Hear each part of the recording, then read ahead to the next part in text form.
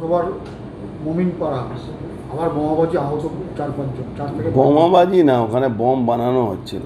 Bomb? বানানো হচ্ছিল, আচ্ছা। কোনো বোমাবাজি না, মানে বোম বানানো হচ্ছিল। ওই কালাবাবু বলে যে লোক আছে, তার গাড়ি ওইখানে রাখে, ওই জায়গাটাই বোম বানানো হচ্ছিল। কালকে রাত্রিবেলা এটা বাস্ট করেছে, লেগেছে। ওখানে বারবার বলা হয়েছে, পুলিশ তো ওদেরকে হিরোইন বেচার জন্যে অধিকার দিয়েছে, রাইট পেয়েছে। এখন নতুন নতুন আগেকার যে যে জায়গা মদের ঠেক, সব জুয়ার ঠেক এসব বন্ধ ছিল, সবটা আবার রিওপেন হচ্ছে। আমরা পুলিশকে ধন্যবাদ জানাবো কি এই মদের ঠেক, জুয়ার ঠেক, হিরোইন ঠেকগুলো আবার চালু করছে। কেন অনেক বেকারি সমস্যা বেড়ে গেছে তো মমতা ব্যানার্জি সরকারে।